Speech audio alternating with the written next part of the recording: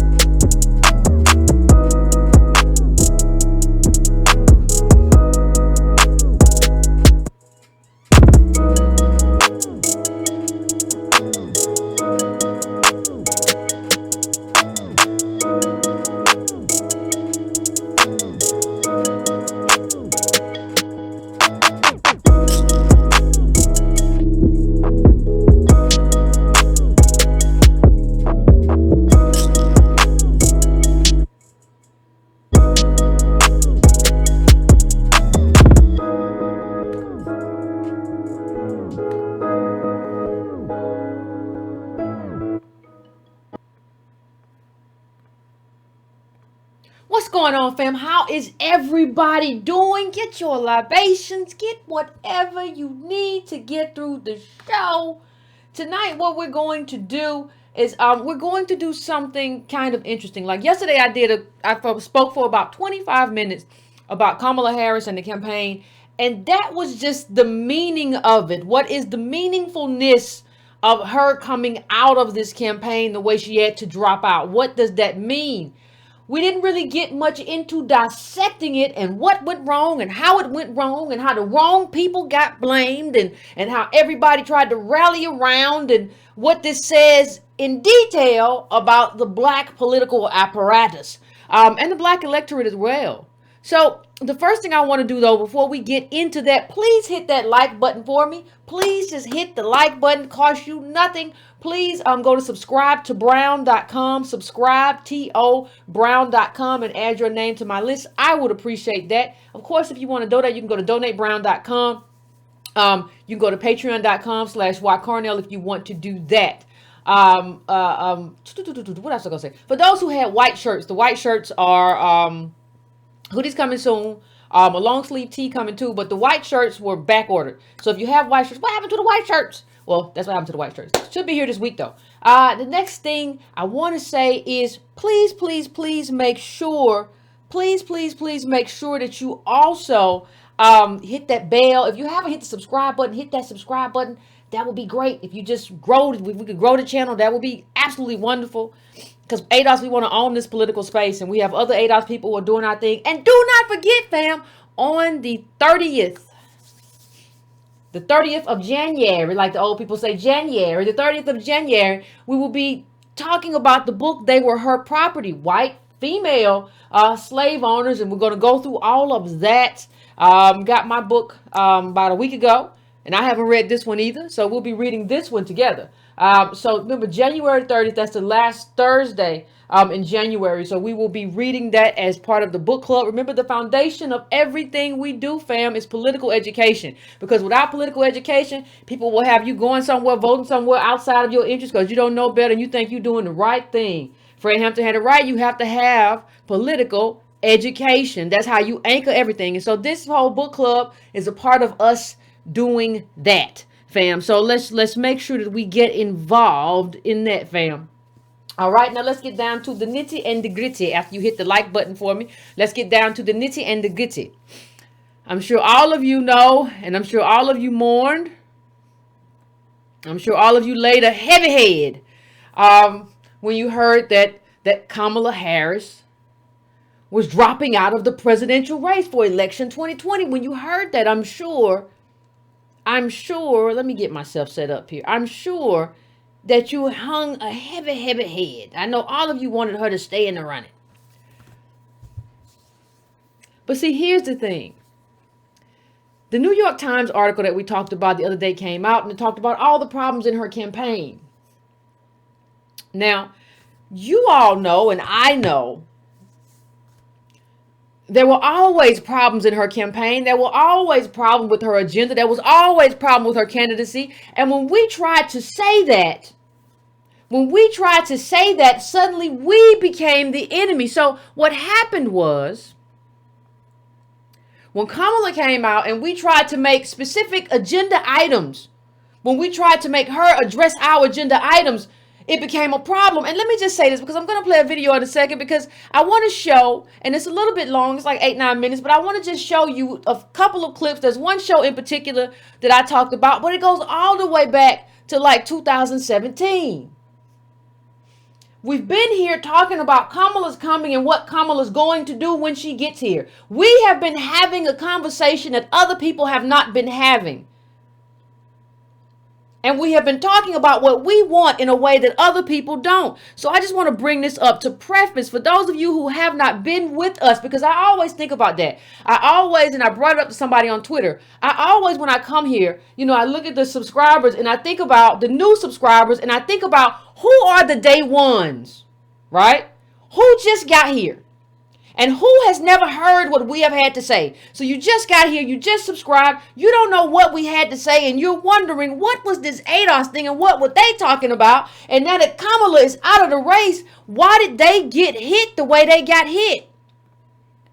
What did what they did, have to do with what happened? How is ADOS intertwined in this, and how did ADOS get blamed for all of this? Well, you have to kind of go back a ways to try to figure that out. The only way you figure that out is you have to go back for this. But I just picked out two shows in particular to talk about what we talked about and how we tried to forecast this. We tried to tell everybody this was coming. And then we're going to get into how what happened and how what we said not only impacted the campaign in terms of how we were then targeted for nothing but being a group who were expressing our agenda. We were not only targeted, but then you have the same people who were on board with Kamala are the same people now talking about, oh man, she got a bad rap. And I can't believe this is happening to a black woman. I can't believe this is happening. I can't believe they did this. We got to stand together. So I'm gonna play this just to provide some context. Turn your machine up. Turn your laptop or your phone up just in case, the volume sometimes is tricky with some of these old videos. But I'm going to play it and we're going to come back to it and we're going to have the conversation. Just context, people. Context is always necessary. She don't care. She know that people don't saying we are the stepping stone. Like Kamala Harris is doing that so we can rally around her now so that she can be the first woman president. That's what she wants. That's what her agenda is. I don't care what you say. Her agenda is to be the first woman president. Forget Hillary. She's trying to get in there now. And she don't care if she step on you. Everybody steps on us to get where they got to go. Everybody uses us. Black people are the little doormat. Okay, let me step on you. Get the black people riled up and be like, yeah, sister girl. I mean, Loretta Lynch wasn't nothing. But the Deltas rallied around her because she's a Delta. You got to give her a vote. Anybody who, what's the little man, the little mayor of New York, Giuliani. When Giuliani shows you support, you got to sit back and be like, what's going on? I mean, talk about the rightest of right wingers, far to the right.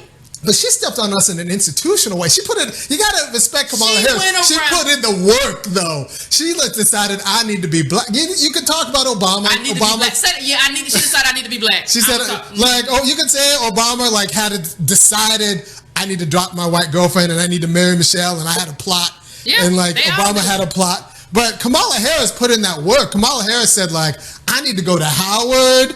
Yeah, but people don't realize they all start young. They all, the reason we don't realize because we don't think like that. We just live our lives because we don't have those kinds of ambitions for the most part. These people start young in terms of inculcating what they think they're going to be and how they think they're going to be it and when they think they're going to be it and what it takes to be it. That's what they do. Howard was a means. Yeah, AKA was a means. Get that? Yeah, it was a means to an end. You think I gotta blacken myself up. That's what they always say. That's what Obama did. I gotta blacken myself up. Get myself a black wife. Kamala Harris said, I gotta blacken myself up. I'm gonna go to Howard. I'm gonna be AK. And I want to This is a quote from her, Kamala Harris's coming out speech. I'm coming for president. I'm campaigning. She said, America's story has always been written by people who can see what can be, unburdened by what has been. America's story has always been written by people who can see what can be, unburdened by what has been. Ladies and gentlemen, understand one thing when you read that. Understand that she is saying that slavery don't matter. When you talk about being unburdened by what has been, none of us as American DOS are unburdened by what has been. We still bear the cost. We still bear the cost of slavery. We still bear the cost of redlining and sharecropping and being our wealth being stolen and snatched from us every time. We still bear that cost. We are very much burdened, and because we are burdened, the country that we built is very much burdened. You don't get to come here with a Jamaican parent and an Indian parent and talk about what America has always been and what it's been unburdened by. How, honey? You ain't been here long enough for that. Your people don't have bones buried here. They were globetrotting around while we had nothing. And you don't get to come here and tell us what America has always been and what America should be.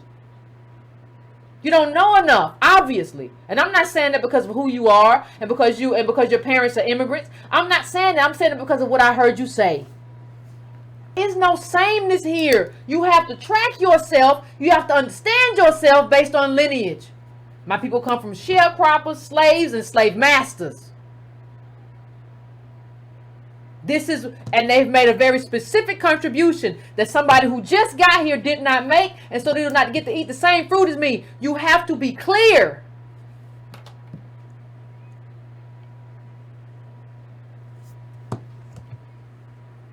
You have to be clear. This is not the time to talk about, and for you to be like, well, we're unburdened by the past. No, we're not. You just never lived that life, so you don't know it. And so it's not surprising to me that you don't understand the country, what is owed. That's what Obama told Ta-Nehisi Coates, isn't it? Well, if we do reparations, a lot of immigrants are gonna be mad. I don't give a damn. You can go back wherever. I'd be mad when I pay for a lot of stuff that shows up on my tax return. I didn't decide to go to a country. You came here. You can't be mad. And why would you be mad anyway in terms of doing something that's fair for people who not only built this country, but fought for you? If you're an immigrant who's not a white immigrant, we fought for you to be able to even be here and have a conversation. And then you're going to talk about you mad?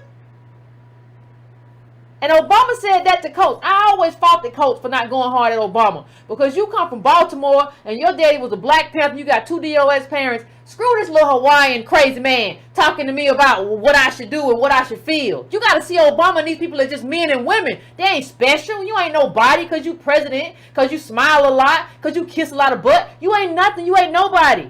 And I want to talk to him like that in the White House. If you want to have these people leave me out, you can. We can have a conversation, but I'm not going to tell you about, I'm not going to sit up here. I'll be calm, but I'm not going to not tell you about yourself.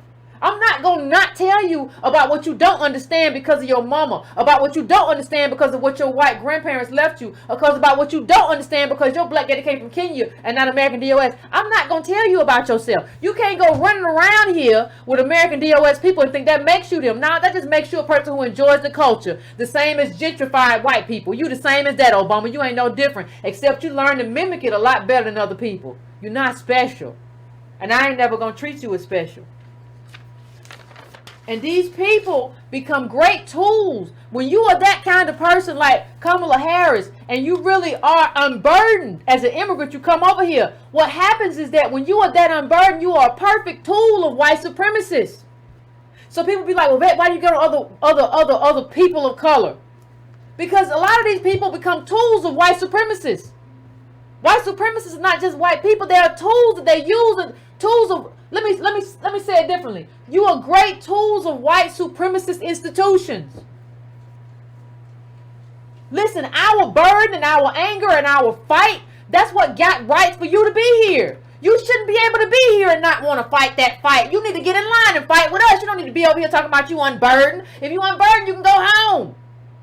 You don't get to be unburdened over here. You get to be burdened because we were burdened and we fought that burden and we've been trying to knock that yoke off our back, and knocking that off has benefited you. You're supposed to get in line and say, I'm with you. You fought for me. If you throwing rocks, I'm throwing rocks.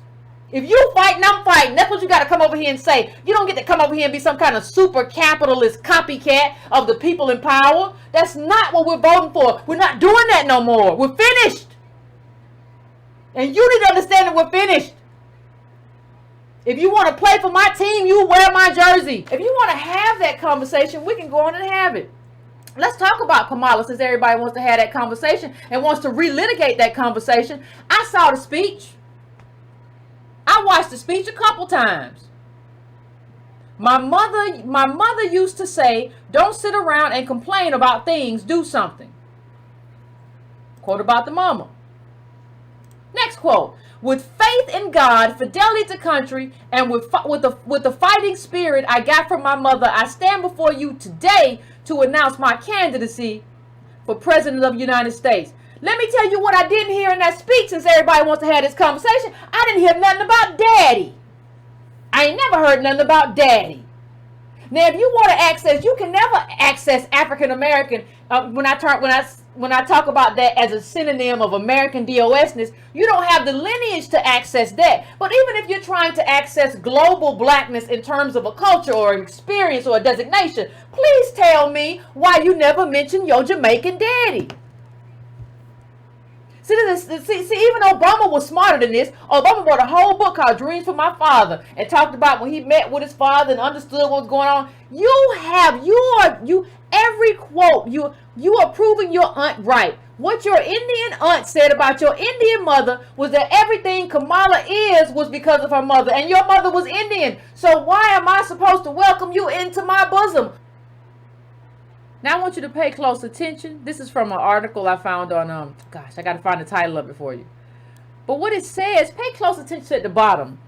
It says, this is Kamala's mother. Ended up marrying outside of her Brahmin caste. Now understand, if I'm pronouncing it wrong, please somebody let me. Y'all know I don't know. Brahmin, her Brahmin caste. And outside of her culture. Now, this is her caste. Now, understand, before I move on, I want you to understand that we are the bottom caste in this country. We the failure in this country.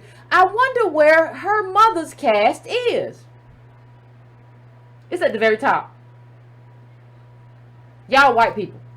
Because white is about wealth and being normalized. It's not about color. You white people, you're at the very top. The untouchables are at the very bottom. We have one coming with the untouchables. You don't have, how you gonna sister girl me when your people at the top caste and we at the bottom caste? You can't sister girl me. When you look at class, we are not the same. You being brown does not make us the same. You come to me with an agenda. I don't care. I don't care. These people, the untouchables. Do you all know what has been done to the untouchables in India? They pick up poop. They get the eyes cut out. All kinds of stuff. They're meant to be at the bottom. I have to ask, if your mother was trying to do so much, well, she researched cancer. How about you do something to change the hierarchy in India? She don't care. She know that. All right, fam. I am back now. I just want to slow down, because at first I thought that second video was from a while ago. How can somebody grow that much side hair in so little time? But no, it is not. I want to tell you that the first video, the one with me and Irony, was from 2017. The second video was from January 28, 2019. Two very consistent videos about who Kamala was, what she was going to try to do, and how we deal with that in terms of having an agenda and not letting her be Obama 2.0. 2 years apart, the same thing, the same political understanding. And what I'm going to tell you is this, and what I'm going to ask you is this.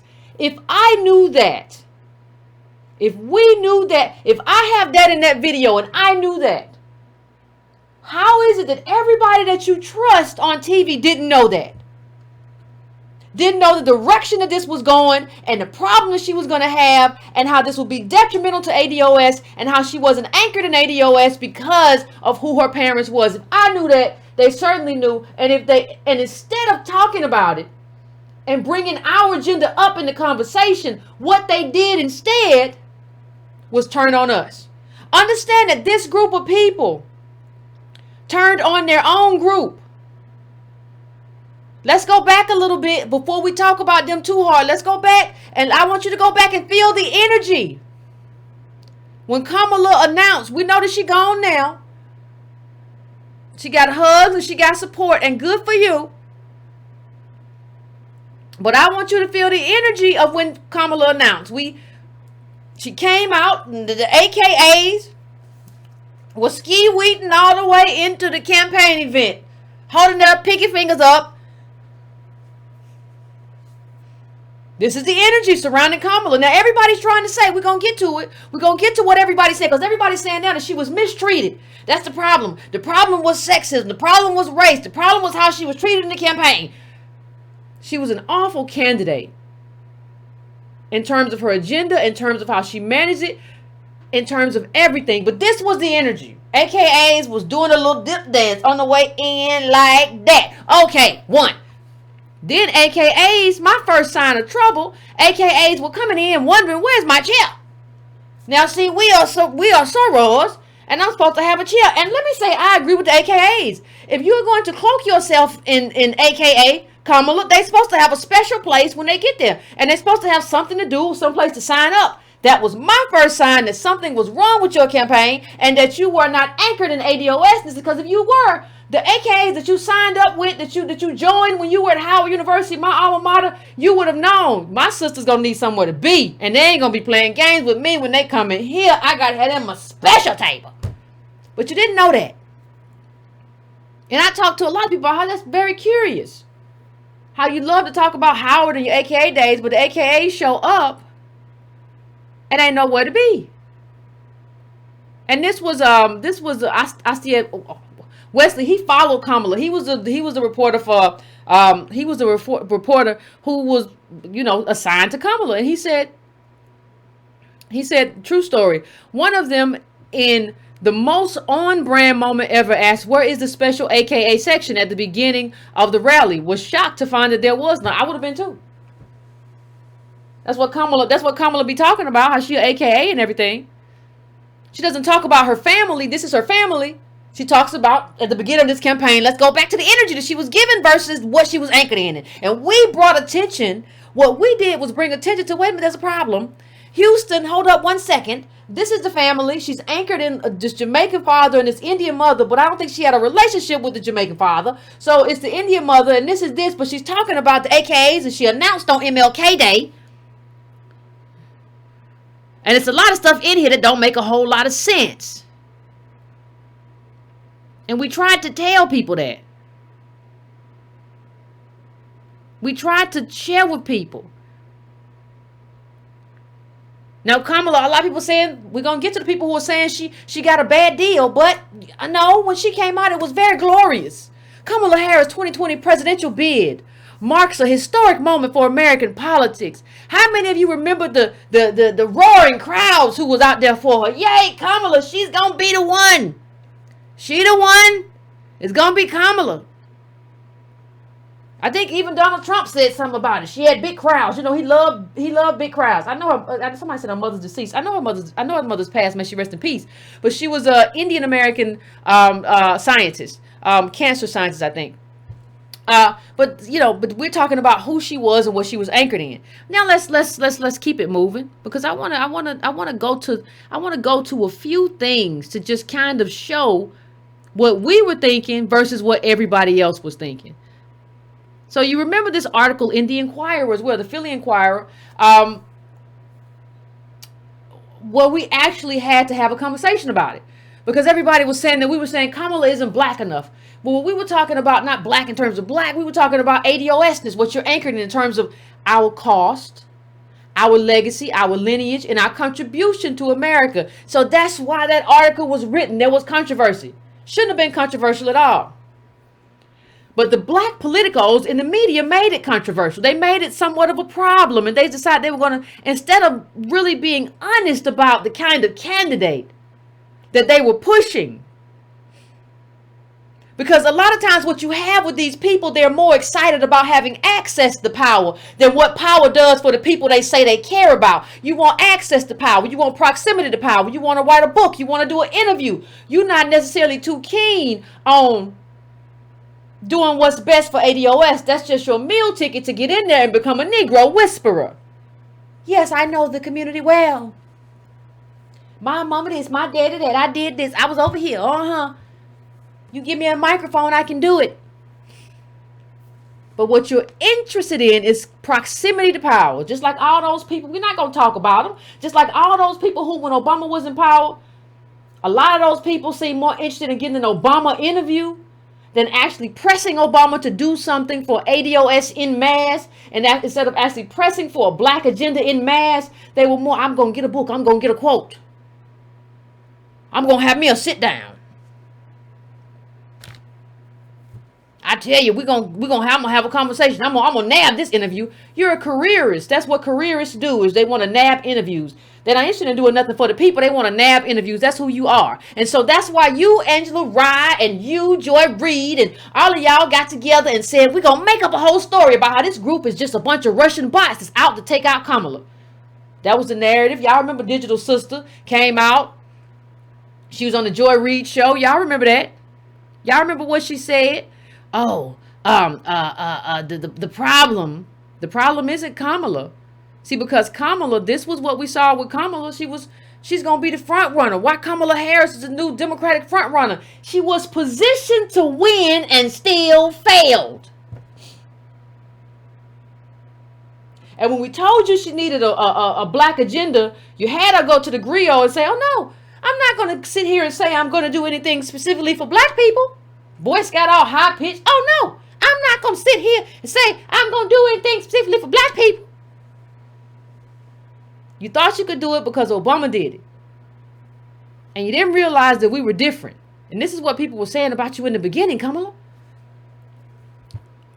Starting to get a sense, this is the same CNN article, for where we're headed here. We've always ranked Harris highly in these rankings due to the importance of California within the broader Democratic Party and the number of major donors in the state who would gladly help fund Harris's national ambitions.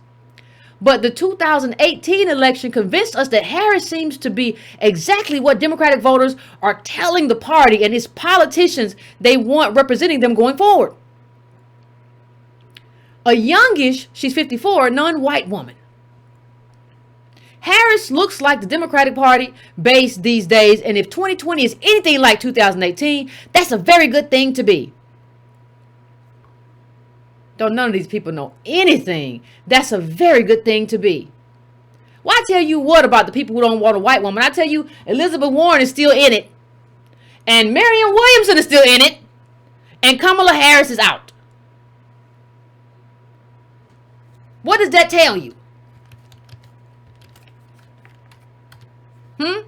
What does that tell you? It tells you that these people don't know what they're talking about. That's what it tells me. Like, read that.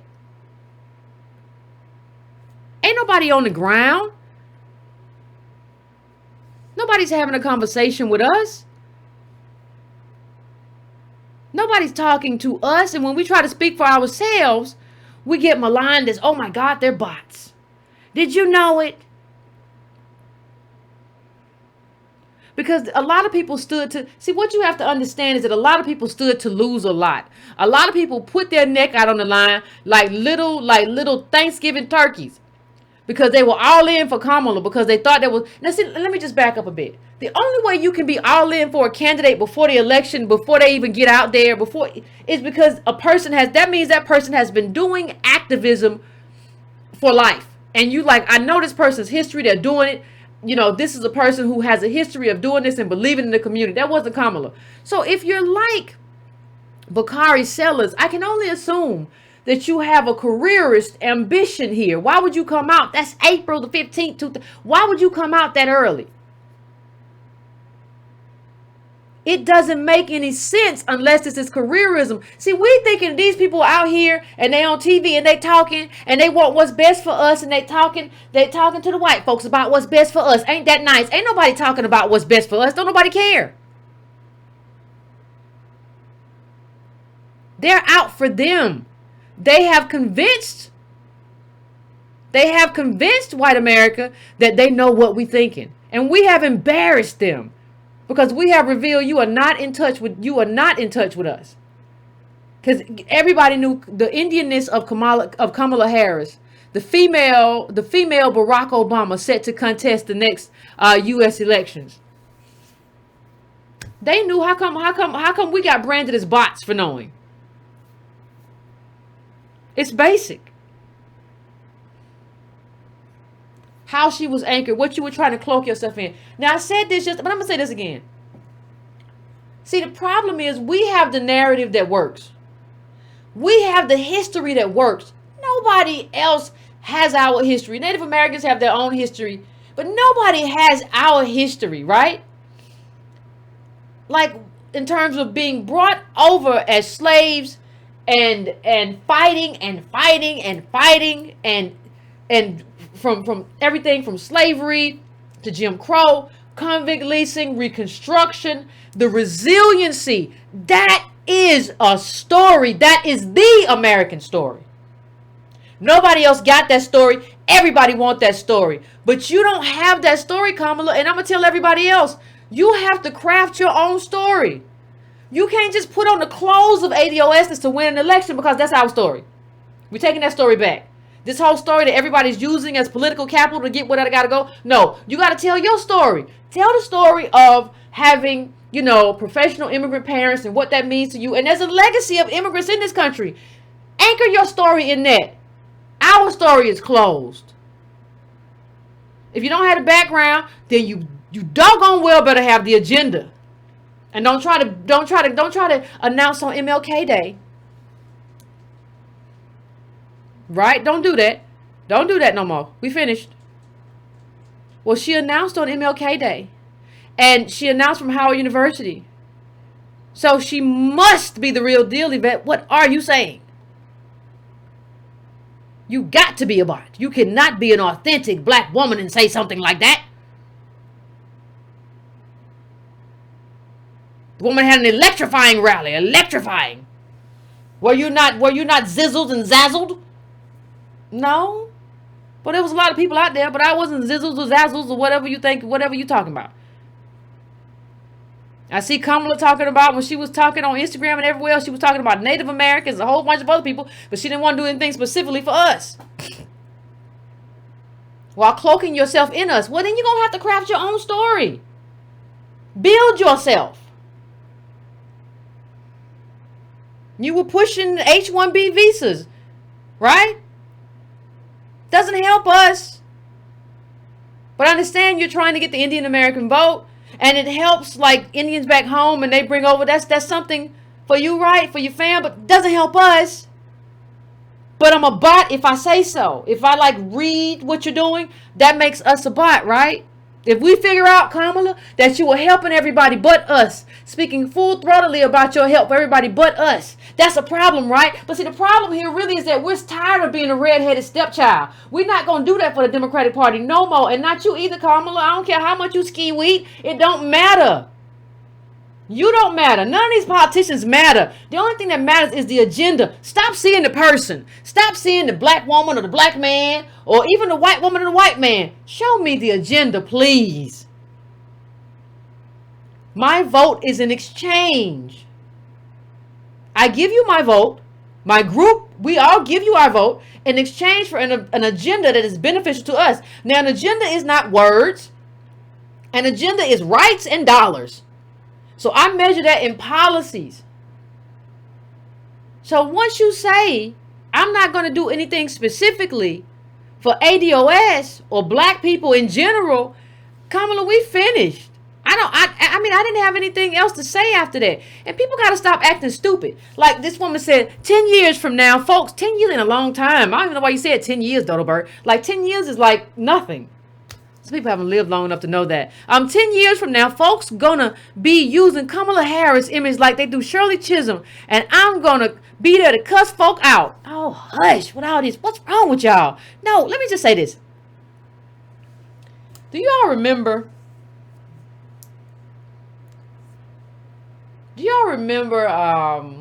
I actually remember George H.W. Bush had a vice president, Dan Quayle. Y'all remember Dan Quayle? And Lloyd Bentsen was they were doing the VP debate. Dan Quayle, Bentsen. And Dan Quayle was young and he compared himself to I think he compared himself to JFK, if my memory suits. And you gotta love a moment in politics. Bentsen came in and said, listen, I knew JFK. I knew Jack Kennedy. I worked with Jack Kennedy. You, sir, are no Jack Kennedy. Go find the clip. Now, what I want to say to this woman right here is, Kamala ain't no Shirley Chisholm. Now, if you want to talk about black immigrant allies or whatever, that's fine. What I'm telling you is Kamala wasn't it. Even the way Shirley Chisholm ran her stuff was very different. When she ran for president, let me show you why. Kamala got a whole bunch of money. Somebody put this up, and this is thank you for this.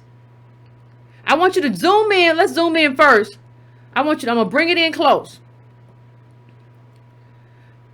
Shirley Chisholm did this with $300,000, which would be about $1 million in today's money, a little over. In donations, her campaign was genuinely grassroots, staffed by volunteers instead of political professionals. Now let's bring in our gal Kamala. Kamala got 36 million. Now this is not too long ago, but this ain't yesterday. 36 million 25 spent. She was burning too. She was burning that dough.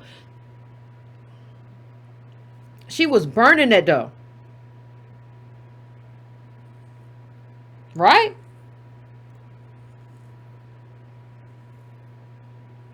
She was burning that dough.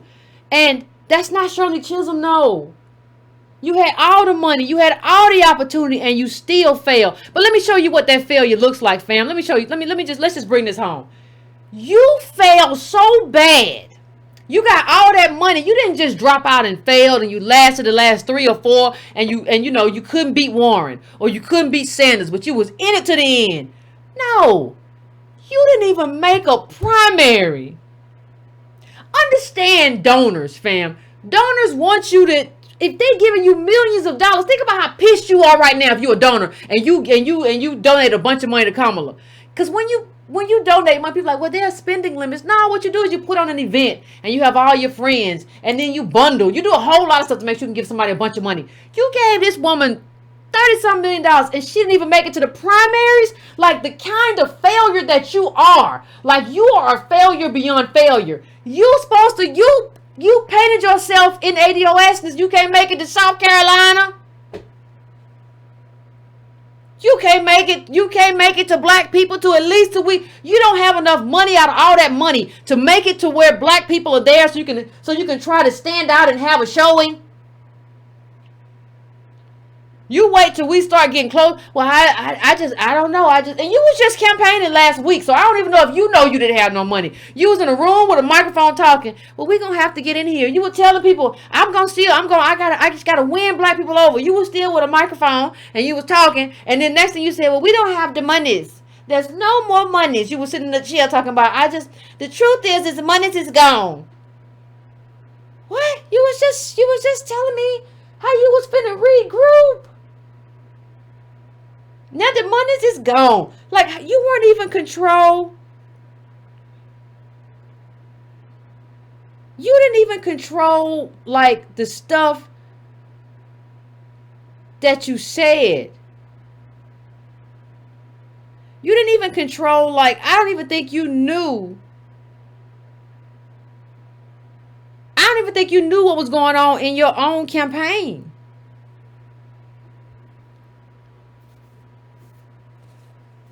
I don't even think you knew. I don't think you knew. Did you? What kind of leadership is that?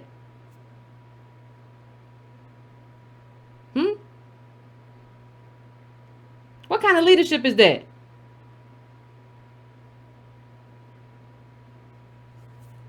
What kind of leadership is that if you don't, like, if you can't, I said that if you can't run a campaign, you can't run the country.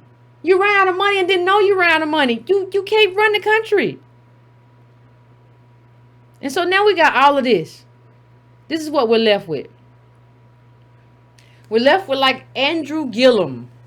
I'm donating to both Julian Castro and Cory Booker. We need them on that debate stage.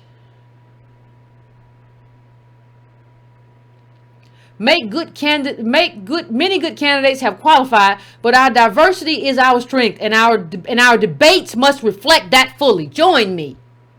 He put up the links and all these people. Oh, let me just say this before we go on, fam. Let me just say this. Our diversity is not our strength. Our agenda is our strength. You being a brown person who voted for Trump and is going to vote for Trump again or whatever, or who votes against ADOS interests, does not help me at all. I don't care which brown person you are. I don't care whether you're Peruvian or Eritrean or whatever. You voting against my agenda does not help me just because you brown. Not at all. So, Mr. Gillum, please, please, please, please. I want you to please deal with that. Then you got Julian Castro talking about how the way she was treated. The way the media has treated Kamala has been something else. The way they've held her to a different standard, a double standard, has been grossly unfair and unfortunate. What do we hear that before, family? What did we hear that before?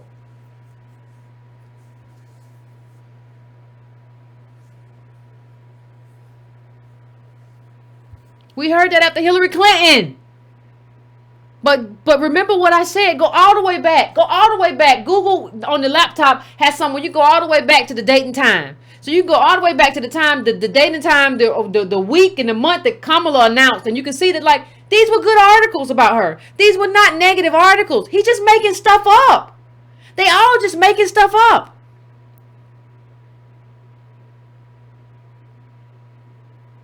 That doesn't mean she won't be competitive in 2020. No, she wasn't competitive, Dr. Jason Johnson. She was not competitive. Dropping out first before all the primaries is not a competitive campaign. Kamala Harris slays the competition and comes in second for the Root 2020 presidential Black Power rankings. Blah, blah, blah, blah, blah, blah. But your Black Power rankings ain't worth a doggone. What do they mean if the person you ranked high in the Black Power rankings dropped out first? Y'all remember your girl. She working for Biden now, but she had a lot to say before that. Uncle Luke is no let's see what Uncle Luke said first though. Kamala Harris can't count on the black vote. Well, I don't think she could. We don't know what she could have counted on because she ain't make it nowhere. She ain't make it to South Carolina. I drop out. I can't do it. Uncle Luke, why do black men keep popping up with their unsolicited opinions about Kamala Harris? Ooh. Where you at? Where you at these days with Biden? There's a lot going on in these Twitter streets.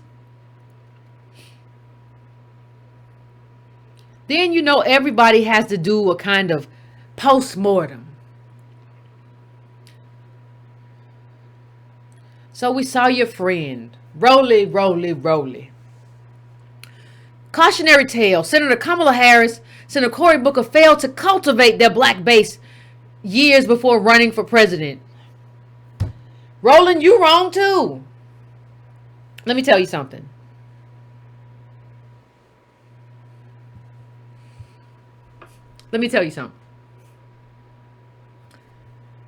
Kamala Harris could have come out of that thing with having never cultivated a black base ever. If she had given us a strong black agenda based on what a lot of we have at ADOS101.com, she still would have been in there with black people. She wouldn't have lost us at all. If you had come in with a strong agenda, yes, I'm going to do something specifically for ADOS and a black agenda. I absolutely am. I have some other people too I'm going to do stuff for, but I absolutely am. They're the Democratic Party. They have been the backbone of the Democratic Party for years, and I have a specific agenda, and here it is. It would have been very different. You don't got to cultivate that. Put that up on a website. Do your interviews at the Griot and everywhere else right. Do that right. Hell, Roland, I don't even know. You Mr. Swifty Bifty Soft Shoe. Why you didn't get her on your show? Forget cultivating. Did she come talk to you? I can't remember. I don't watch his show. Did she come talk to him? Somebody tell me. Did Kamala talk to Roland? He says he's the media. I'm just trying to figure out if there was a conversation.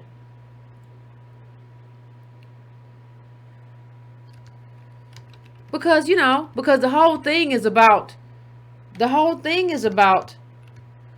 cultivating, according to Roland. So was there a conversation? Did they dance? No. Okay. Fam says no. All right. I can't watch arrogant people. I've given up on that in 2020. That's my motto. But I just want to say, that wasn't the problem. See, Antonio Moore put up a tweet, and it goes to something else. Chisholm, when they talk about Shirley Chisholm and they're trying to remake Kamala into Shirley Chisholm. Chisholm entered 12 primaries and got 10% of the vote in an era that was deemed impossible, especially for a black woman. Because understand, she was really dealing with also sexism within her party from black men as well during that period. Understand, that's a different time. And she still got this. This comparison only works if Harris was the nominee and still falls short. See? And let's put it up. Let's put up the documentation, please. Discrimination follows Chisholm's quest for the 1972 Democratic Party presidential nomination. She was blocked from participating in televised primary debates, and after taking legal action was permitted to make just one speech. Still, students, women, and minorities followed the Chisholm trail. She entered 12 primaries and garnered 152 delegates votes, 10% of the total, despite an underfinanced campaign and contentiousness from predominantly male congressional black caucus. Family, let me say something. That is not Kamala. I don't know what you want to call it. I don't know what you want to think it is. I don't know how you want to view it, but that is not Kamala. Kamala's run was an utter failure. And here we go. When people can't make stuff stick, they just lie. Why was Senator Kamala Harris targeted so intensely by Russian bots and others with disinformation campaigns? You know, when folk can't find nothing to fit, they just make up stuff. The most interesting thing that we have learned, let me see if I can find it, is that there were no bots. And that's according to Twitter. Not in the sense of like targeting Kamala and all that stuff. Twitter tells me, and this is Donnie O'Sullivan. He works at CNN. He's a tech reporter there, and he talked to Twitter about the bot accusation. Twitter tells me the accounts attacking Harris's race were not bots. We saw no coordinated use of automation during the recent debates. And this is not me saying this. You know, this is Twitter saying, like, we looked at it and it's not there. So you have to ask yourself, why do these people keep saying it?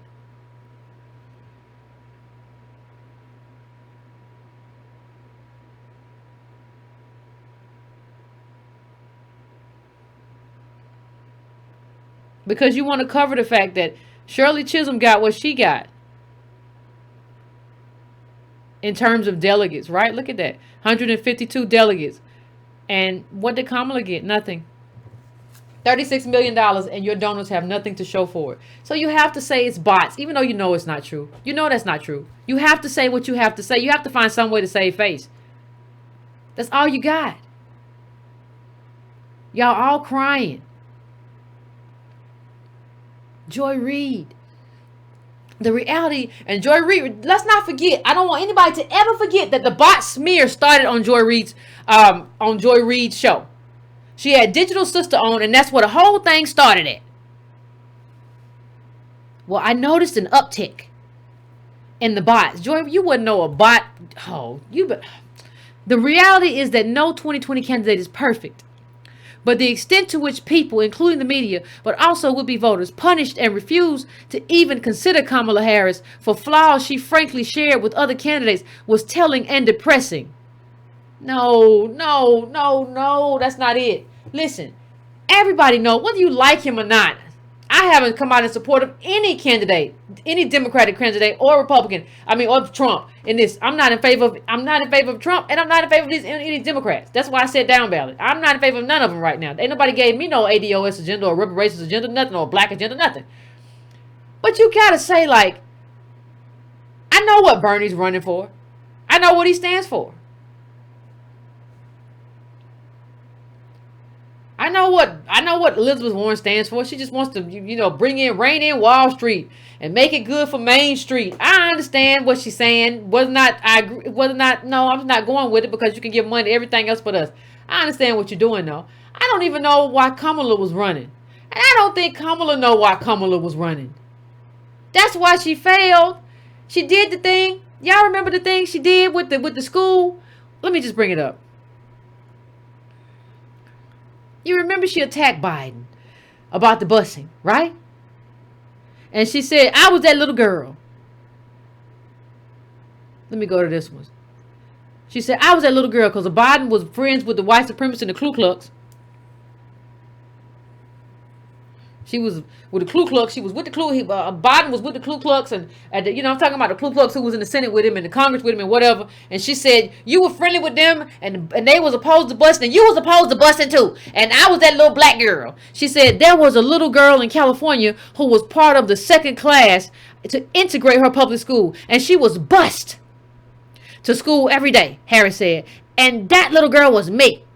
So I will tell you that on this subject, it cannot be an intellectual debate among Democrats. We have to take it seriously. We have to act swiftly.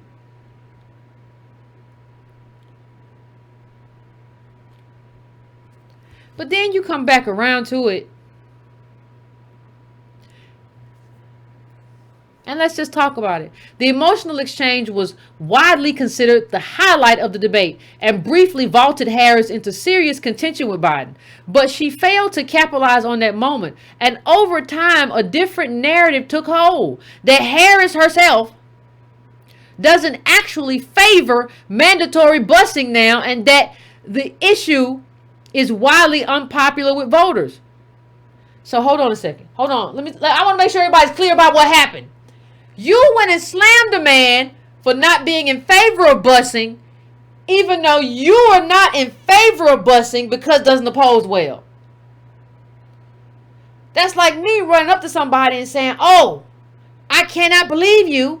I cannot believe you don't like Thanksgiving turkey. You don't like turkey? That's messed up. And I go to a whole rant about how turkey is important and protein is important, you animals. And you tell me, and at the end of it, it's like, well, I don't like turkey, but you can like turkey. I don't like it either. You were slamming him for being opposed to something that you were also opposed to. You don't believe in anything, Kamala. You don't have any values that you hold dear. How are we supposed to run with that or run with you? And the school you were talking about was integrated before you arrived, and high school was fully integrated for years. You were adopting our narrative. It wasn't your story. You don't have a story. You thought you were going to be able to cloak yourself in hours and it was going to work out for you, and it didn't. You fell flat on your face like we said you would. And so now everybody's running and crying.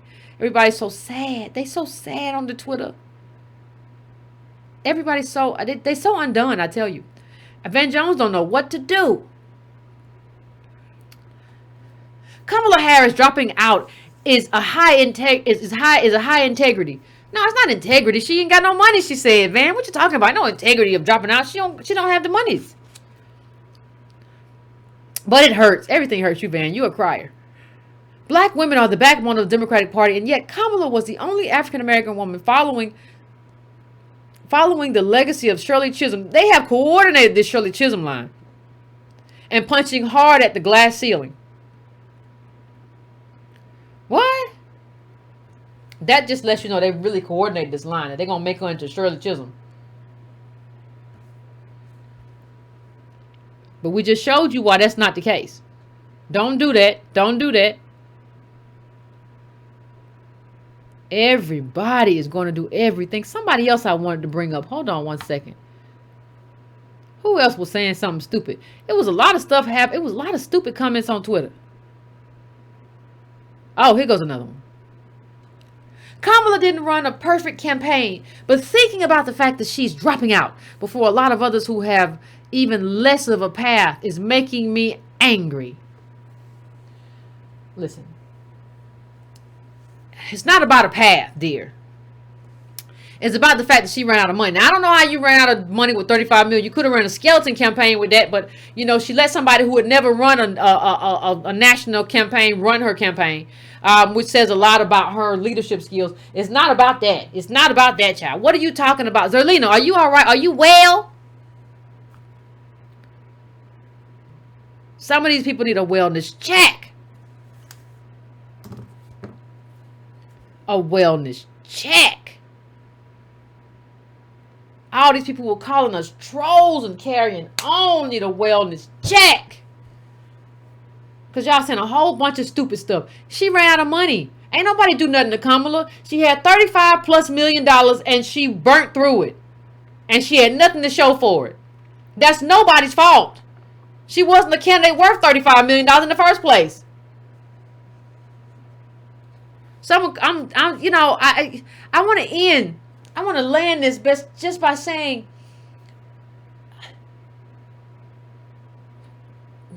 you have to look back at this year, and you have to look back at what we survived this year, because we were criticizing Kamala, and they really thought, you got to understand, these talking heads really thought that Kamala was going to be the one. She was going to be the paycheck. She was going to be the claim to fame. Everybody was going to hitch themselves on her, and we're going to ride to the White House. And because we came outside of that and said, no, you don't get to tell us who's going to be the one. We determine who's going to be the one. And Kamala's not it. And because we decided she's not it, and we took her out by not supporting her, and she got discombobulated. I don't think Kamala expected that level of antagonism that she got from us. She expected, because she's a black woman, everybody's going to get on board. We're going to be on her team just because of identity and because of how she claimed to be ADOS and cloaked herself in that. And when that didn't happen, I don't think she knew what to do. But you have to, at this point, you have to look at these people, all of these people, from Angela Rye to Van Jones to, you know who we forgot? What's the lady's name? What's the reporter? What's the black lady reporter? Who got into it with Don Lemon. She got into it with Don Lemon about Kamala and she said, well, they're trying to say she's not black. And Don was like, no, that's not what they're saying. They're saying something very different. April Ryan, April Ryan. Yes. I forgot April Ryan. Yes, April Ryan almost lost her everything when we told her, done, you're wrong. She started stuttering and stammering. I thought she was gonna fall out. All of these people were wrong. They didn't understand politics. They didn't understand how to assess a candidate, and they're not being honest with you about how awful a candidate was to have that amount of money and not make the primaries. I don't think I have seen a worse candidate in modern history. You got all this money. You came in as a contender and you didn't even make to the primaries. I mean, to like these little states. I'm talking about, understand what we're talking about. We're talking, you know, how you go Iowa, New Hampshire, South Carolina, the big three or whatever. You dropping out. I can't do it. I ain't got no money. I done burned it all up. You didn't save money for that. Like if you have to do a skeleton budget, you save it for that moment. You have to reassess these people and understand that they're careerists who are out for themselves. They're not out to do the bidding of ADOS. They're out to live a good life that has nothing to do with you or me or anybody else. Okay? So I'm going to say that, and I want to hear when I come back and accept the phones, what do you have to say? Answer some questions for me. Like, what does this mean for Kamala? Is somebody I heard, she's on the short list for VP. How? She's not good. Well, what do you think she does from here? What are your takes about how this happened and why it happened? How this whole thing collapsed? How ADOS got attacked for being bots because we forecasted what actually happened. So I want to hear everybody's opinion about that. As usual, give me a few minutes to set up the phones and we will be back.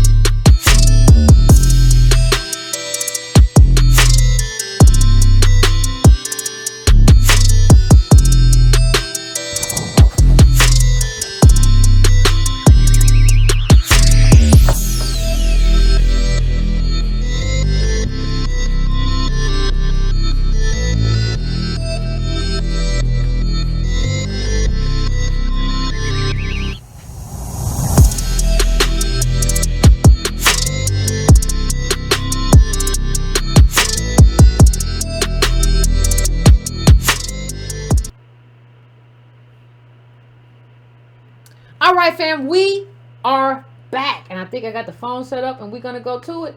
Don't rush, fam, but try to be concise. Try to be concise for the other people who are on the line. Because they want to, they want to be able to hear what everybody has to say. So I'm going to the first caller right now. I am going to 732. 732, what's your name? Where you calling from and what's on your mind? Yes, my name is Kerry. Hey, from Kerry. Austin. What's going on? Hey, how you doing? I'm pretty good. It was interesting that you said about the Kamala Harris about the family, and what I was going to say is about family, the optics of not having a family. That's why I don't believe Corey is going to make it either, because not that he doesn't, he's not trying or he's not having a black agenda. He's not going to make, first of all, he's not married, and he doesn't have a family. And the reason I said that is because being in the military, you cannot, even in the military, you cannot make the senior ranks without being married. You got to be able to manage a family, be ahead of your family in order to lead troops. I know it sounds crazy, but it is very rare for the seniors, like staff officers, like generals, to run the military, to be in charge of the military. And the one more thing about Roland, yes, I did watch Roland, and I was seeing how they were going to say, talk about why she failed. The only thing they kept saying is that, well, the black people didn't support her; they were all against her, and So yeah, I just wanted to hear your opinion about that. But let me ask you a question. Do you think let's say that Cory Booker had a beautiful black wife and they had 3 beautiful black kids? Even with that, I think you're right. That would definitely buoy him. He would definitely he would definitely be further along than he is. My only question to you is, do you see that carrying him though?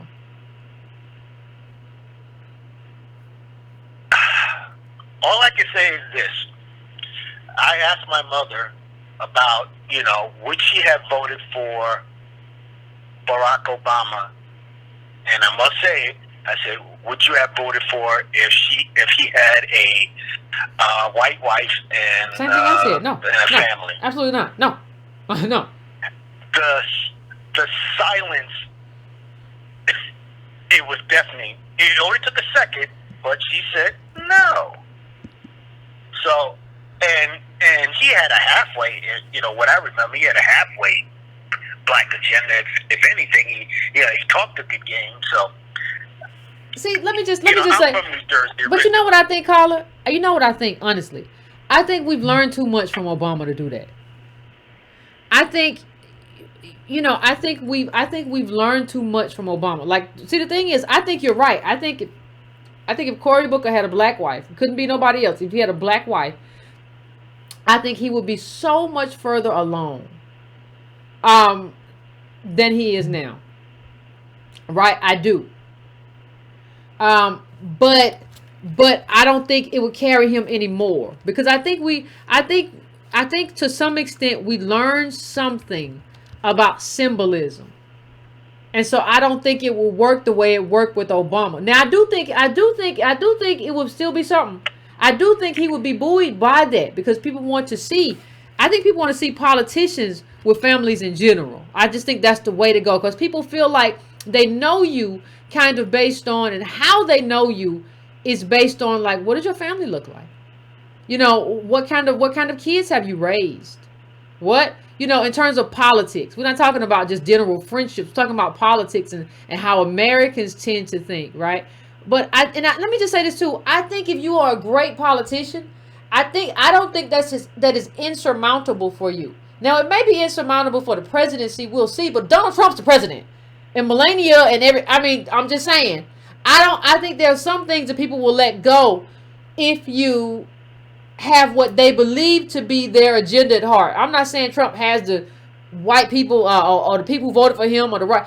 agendas at heart, but he made them believe that he did. I think people will put certain stuff aside if they feel like you're the only choice I have to defeat the establishment. But I think he'd be further along. I absolutely agree with you if that were not the case. Well, one more thing. Does he have a girlfriend? Child, you know he do. You know, don't get me. Don't. Fam, you know he came in and said, what's the child's name? Rosario or something? The actress. He came in and said the pretty actress was his girlfriend or something like that now. And you haven't heard no more about it, have you? No, somebody told me they was in the same room together. And he said she was upstairs and she came down and did an interview or something like that. Okay. I don't believe it. I know petty, but you know, it's just that, you know, like you said, that's the optics of it is not, you know, it's not good. Yeah, I agree. But you know, you know, the thing about it is so interesting. It's just like, why wouldn't you do that? Like, you want to be this. This is America. This is kind of how America is. It's kind of like what did you do? Like, you know, you didn't deem it important enough to do that, and so now you are where you are. But I understand exactly what you're saying, fam. I think America is just a real changing place. America is becoming something very, very different. But I understand exactly what you're saying, fam. But yeah, he said he got a girl, and she a Hollywood beauty queen. She a Hollywood actress. She is it Rosario Dawson? I don't want to get the name wrong. But yeah, fam, it is what it is. You're right. Okay. All right, fam. Thank you for my call. No problem. Thank you. I appreciate it. Yeah, it's something. It's something. People do what they do. I can't help them. All right, let me go to 310. You know what it is. What's going on, 310? So what up? What's up? You know, this is an interesting moment in black politics because I think it speaks to the power of not only grassroots black politics, but the internet. Not a lot of people, I think, really understand that, you know, forget what you believe about the New York Times, but then putting us on the cover of the page. What we understand, me and you understand because of the conversations we've had, is because the candidates have been talking about ADOS. Because they have to. And understand that no one's, I don't think since civil rights have seen anything like this, so they don't really understand what to do with it. And I want you to pull up the Lawrence image that I sent you. But while you pull that up, what's interesting is it isn't just, see, like, everybody doesn't really understand. It isn't just that me and Yvette are highly educated, went to, you know, UCLA, Howard. You know, one's at HBCU, the other's elite PWI. But it's also, there's no inroads. Had I individually made this same, I guess you could say, attack, but it's really just a demand on Kamala, this would have been casted as a black male attack on a black woman. The problem they have is Yvette. Because of who Yvette is, because of her optics, you don't know what to do with her on this particular topic. On the other ones, then it comes out, we're not, how can you say that we're black male bashing? I mean, you have that same issue with, I think Nasheed is running around talking about LGBTQ. I'm a straight man. What are you talking about, bro? What are you talking about?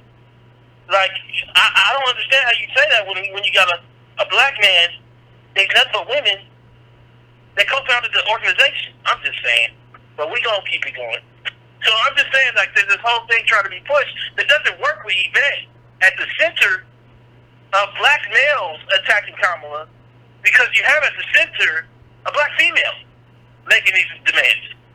Now, you also have these interesting comments, and I want to go through two of them to kind of frame things. You have this comment by Lawrence O'Donnell from MSNBC. Today, at Kamala Harris moved to the short list for VP. What kind of political ignorance do people think they're going to tell black people? No one would tell her, look, Jim has a better shot of being VP than Kamala just because he's in Florida, in the DMV, Florida. California's a blue state. She delivers nothing. That's her state. Yep. She can't deliver the black vote, and she couldn't run a campaign. Who wants to add that kind of collapse to campaign. Either you don't know that or you're just going to tell us anything. I don't think that everybody understands that we're in a different space now because we understand politics. You can't just tell us no stupidity. For this to be true, she would have needed to be like the second to last person is between her and Biden, and then essentially she falls out and Biden makes her the VP. You can't be she dropped out before the first. She doesn't have any delegates. Yep. She didn't even have delegates to train. Understand that a candidate that was a front runner and announced first dropped out before we get to the first primary. Chisholm did 12 primaries, had 10% of the delegates with only $300,000, which is $1.8 million in today's money, and literally couldn't even get on TV. I don't know if you want to be honest, but Kamala failed in this election. And I've come to this because part of the reason that she failed is because she never really was anyone to follow. In many ways, to me, she was a moderate Republican. And I think she would have probably went further as that. But what you saw with Kamala is a reflection of not just Adolf. Let me be clear. It was white liberals that had pulled this party left. And you saw the conflict of the party in her campaign. Were her politics going to be moderate or were they going to be far left?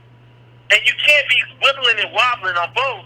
But if you've been selling yourself as anything and everything your whole life, then you're going to wibble and wobble. See, and I think that the interesting thing about the last caller is his statements were a reflection of the naivety of the baby boomer generation. Who he married to. Look, Booker was a dopey man. He's a dopey-looking man. Just off gate. I ain't trying to judge nobody, but he don't got it. Who was dopey? Who was dopey? You talking about Cory? Booker. Okay. Cory Booker. Obama's a small, DSL-looking, so just off top, before you get to the shell, Obama already got some ladies that just thought he was really attractive. I don't understand how you think that Booker, with a wife, gets him that much further with the bad politics he's been putting forward.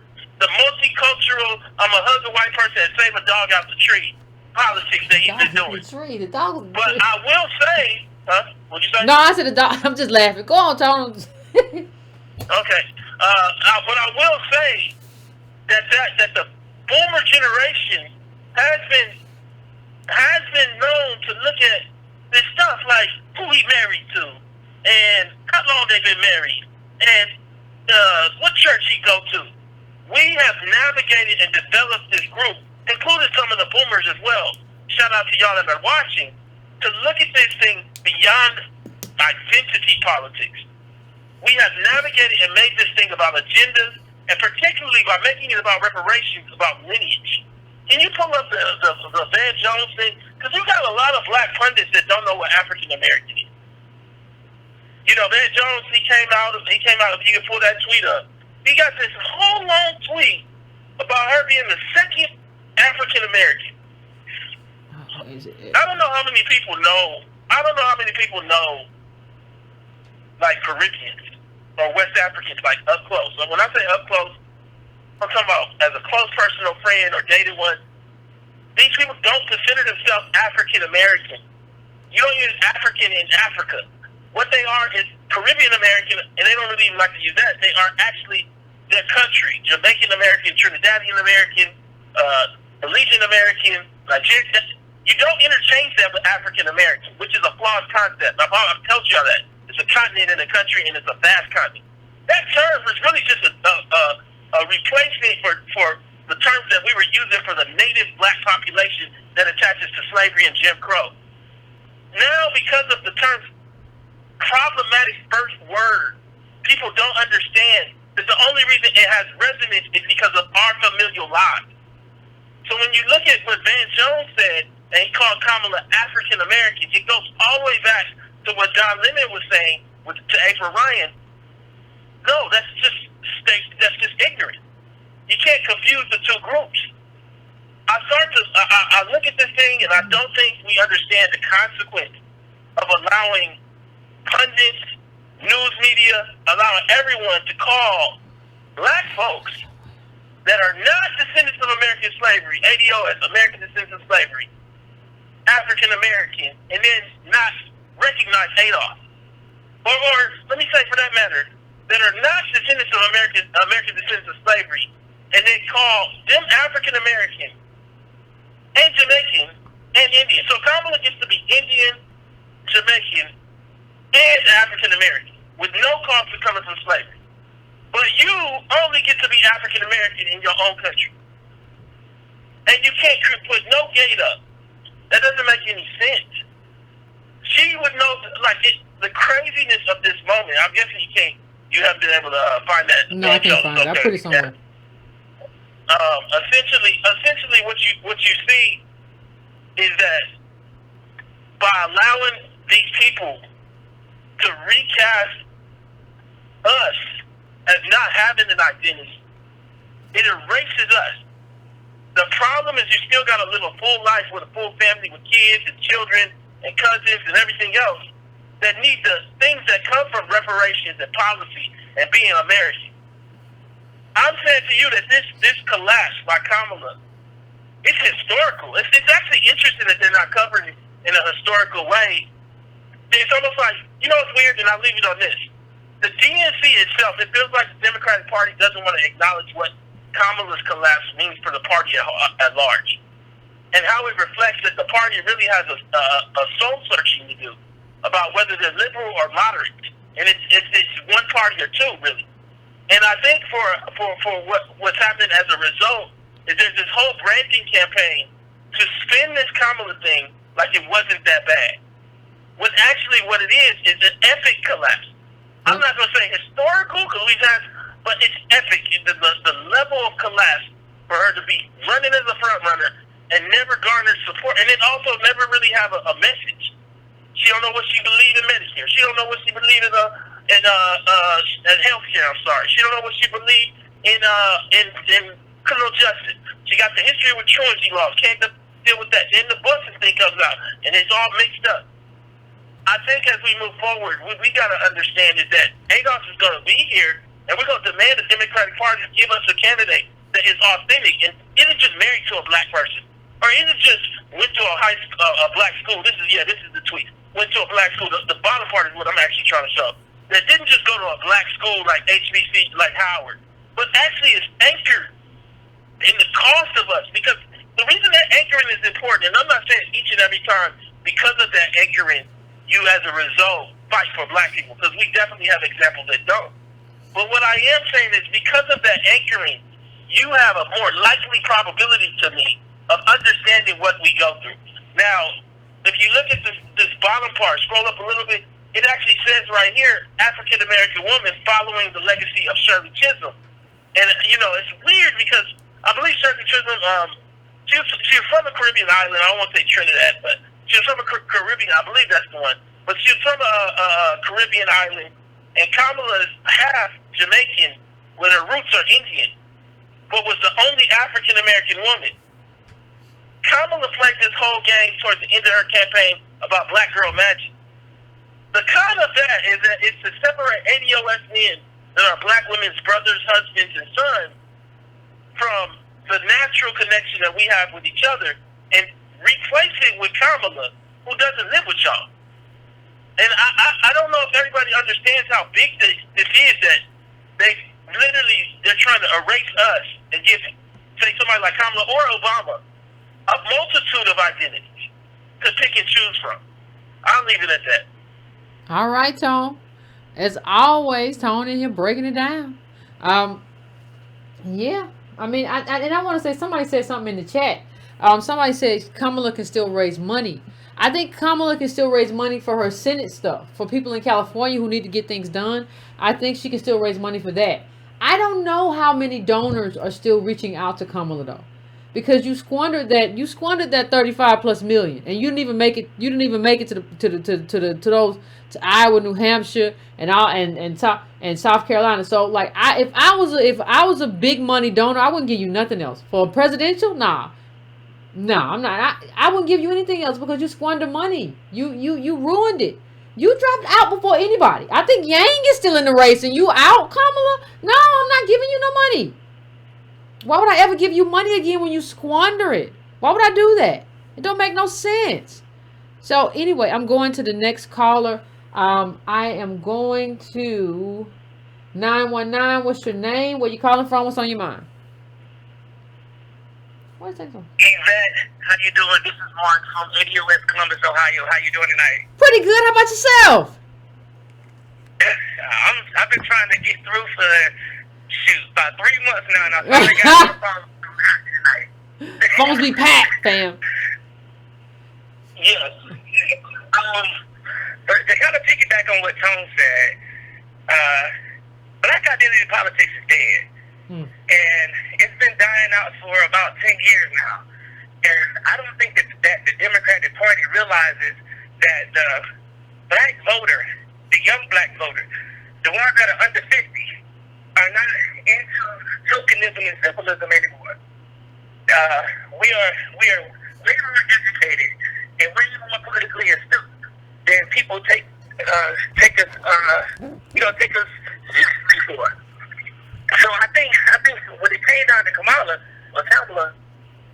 her campaign was doomed from the beginning because she tried to be Obama 2.0, running a Hillary Clinton campaign, and that was not going to work. I mean, her whole campaign staff came from the Hillary Clinton campaign. So why would you hire on a staff that had already failed at a presidential run? And think that was going to work in 2019 because you're melanated? Like it was completely asinine. And then to try to cloak herself in ADOS lifestyles just because she was an AKA and went to Howard University, thinking that was going to be enough to push her across the finish line when nothing about her was black. And to the first caller that called, he said that, people are still looking at who you're married to and all that stuff. That's the boomer generation. I don't really care who you're married to. As long as your politics are black. And you present a black agenda and you're about black empowerment. But you can't be a black candidate in 2019 and 2020 thinking that you're going to be able to talk respectability politics and not talk about black politics. Because we're not going to come out and vote for you. That goes to the local level, that's the state level, and that's the national level. So I just don't get how anyone is even shocked that this actually happened to her campaign. I wouldn't be surprised if Cory Booker bailed out in the next few weeks, because I saw today he tweeted that he wasn't at the next debate because he hadn't raised enough money, I guess. So he's going to be bailing out too, and he can sit back and realize that he screwed up too, being the only ADOS candidate that was in the race that didn't talk about ADOS politics. Ooh, ADOS, but not ADOS. Exactly. You're right, fam. You're right. So that's all I wanted to say. I'm not gonna hold you up, but I'm so happy that I actually got through. and I'll just tune back in and keep listening. Appreciate it, fam. Appreciate it. Yeah, I think that's the thing. Like, if you don't want, like, listen, if you don't want to do ADOS politics and you ADOS, we're probably not gonna vote for you. So just run as like a person in the world.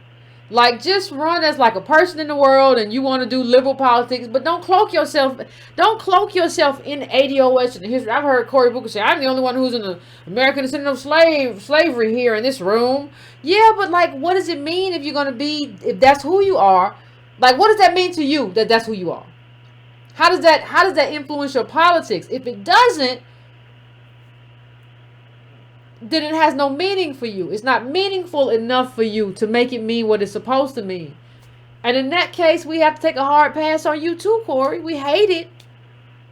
You know, even with you and Kamala, with HR 40, y'all should have been doing stuff like that if y'all was going to try. It's just too little too late. We're not going to be the too little too late group. Let's hodgepodge and cobble together some stuff for the Negroes and throw it at them and hope they show up. They got to get out there. No, we're not doing that no more. So I am going now to 424. What's your name? Where you calling from? What's on your mind? Hey, Beth. This is Samantha, ADOS LA. Hey. Samantha Angelique.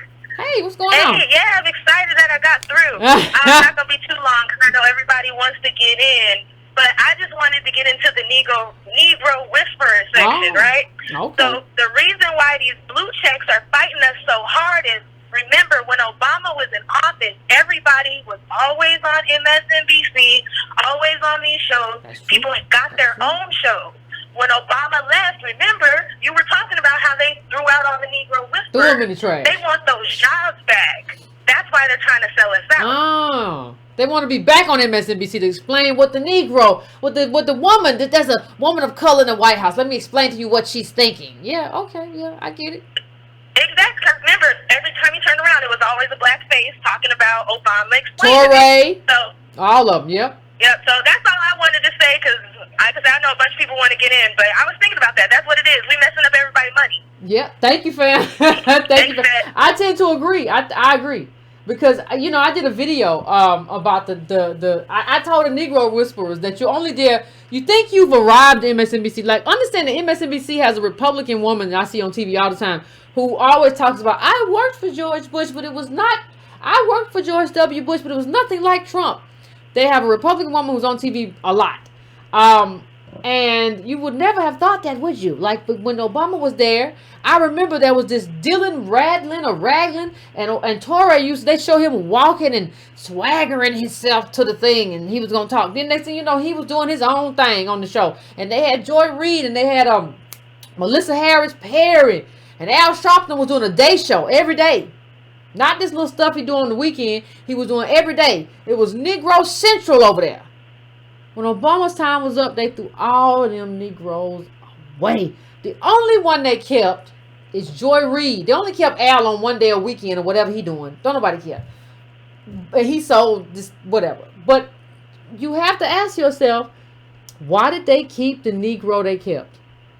Joy Reid, they got rid of everybody else, but they kept her. I want you to think about, why would a network keep somebody like that? Of everybody. And let me tell you, when Melissa Harris Perry got kicked in the butt and thrown away, Joy Reid didn't say nothing. All this black solidarity stuff, you didn't say, I stand with Melissa Harris Perry. No, you said, I'd be happy to take her crumbs. I'd be happy to do the job that she wouldn't do and say whatever. Tell me what you want me to say. I'll say it. I just want to be here in this space, please. I know I'm not fit for it. I know I can't do nothing, but I'm going to be here if you tell me. If you let me be here, sir, I'll be here. Sir, ma'am. And I think people are looking, like the caller said, they're looking for to be on TV, get a contract there. They look at you, because, you know, they increase they limelight and they stuff. And they're looking not only to be on TV, they're looking to do other stuff. Right? They want to write books. I'm going to go to the White House and interview Kamala. And I'm going to get me a bestseller. Everybody's looking for the come up. We got to get rid of all these people looking for the come up. No, this is about collective uplift. We rise together, we fall together. There is no in between. People want to rise by themselves. That ain't what we're doing. Anyway, I'm going to the next call. I am going to 330-330. What's your name? Where you calling from? What's on your mind? Hi, Yvette. This is Desiree from the 330 area out in Ohio. How are you doing this evening? I'm doing good. How about yourself? Not too shabby. I just wanted to call in and touch base and talk to the family tonight about what's going on with Kamala Harris. Okay. I must say I was not surprised to see her go down, because the fact that this woman didn't have anything for anyone, just for the select few that she felt were deemed worthy of it, she had to go bye-bye.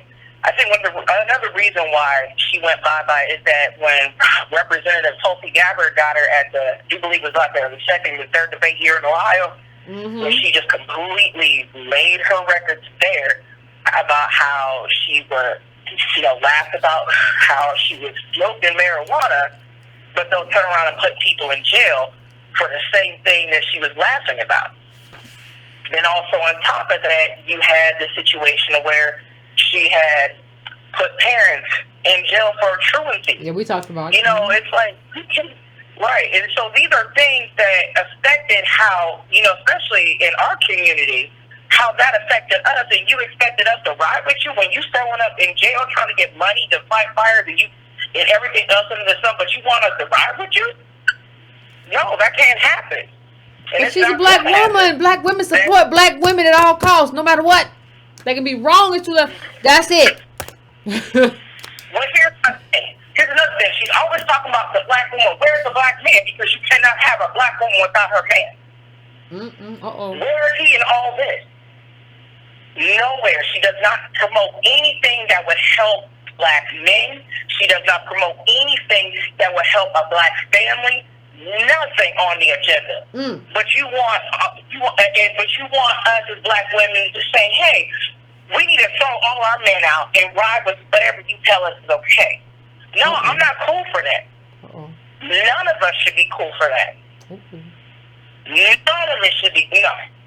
But also, with these blue checks that we're seeing, it's not even just that, especially with Dorian Reed. You know that some of these people on the air, like Rachel Maddow, Chris Matthews, getting $30,000 a day.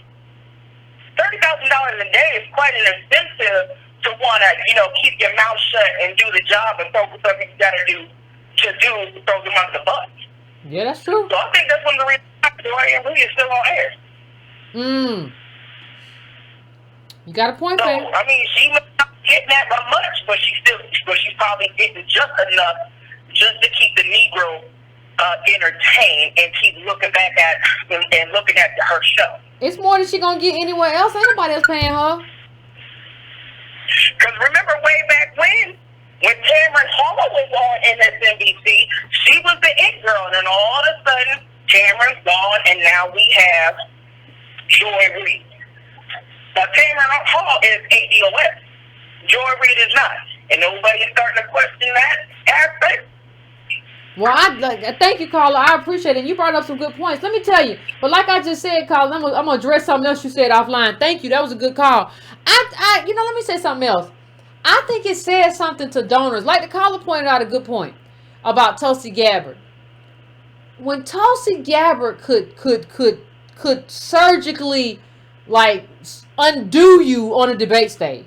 You're supposed to be this prosecutor. You good. I can stand up to Donald Trump. You could stand up to Tulsi. You could not stand up to Tulsi Gabbard. Now, understand something else that was interesting from the New York Times article. The New York Times article said that Kamala had been briefed about Tulsi and about what Tulsi might say. And she still fell flat during the debate. If you can't debate Tulsi Gabbard with everything that's in her background, whether you believe it or not, but with Syria or whatever, it don't matter whether you believe it. I'm just saying I don't get into all this child. But if you've been briefed on this stuff and she comes at you, you supposed to gut her like a fish. She caught you flat-footed and dizzy. You know what happened if you flat-footed and dizzy in a fight? That's what happened to Kamala. And I think donors were like, what's wrong with her? No, like you paint yourself as and you weren't you a prosecutor? That's supposed to be one of the good things, is that you always on your little toes, just bouncing around. Doop, doop, doop, doop, doop, doop, doop, doop, doop, doop. No, what happened? Nobody giving no money to that. Anyway, I'm going to the next caller. I'm going to 646. 646. What's your name? Where you calling from? What's on your mind? Hello. Hey. I'm from New York City.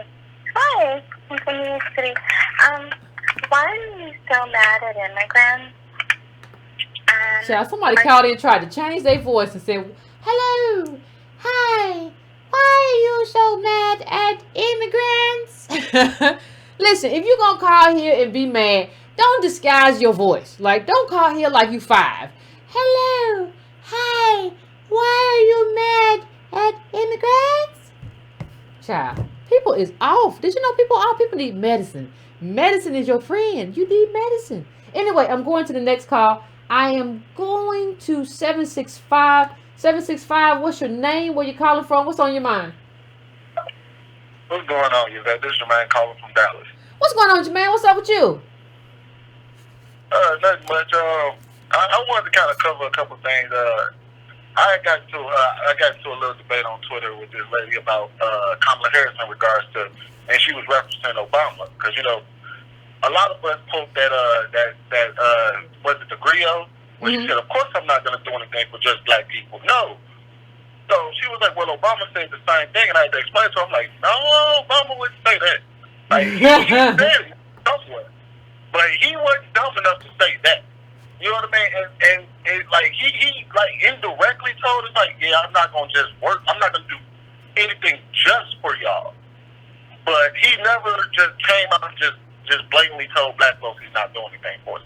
In fact, what a lot of people and like she tried to say like, well, Obama was treated differently, or that Obama like Kamala should have got the same treatment as Obama. And I had to explain to her like, you have to understand Obama ran for president 12 years ago, and like he ran during a time where identity politics was at its height, especially when it comes to black folks.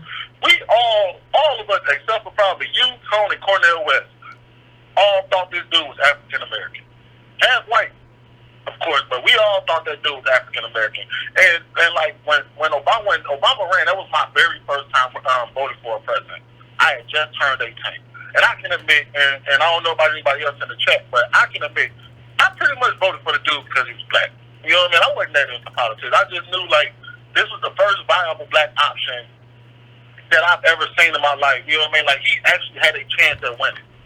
So, like to kind of piggyback on what Tone said, like, Obama ran during a time where identity politics was at its height.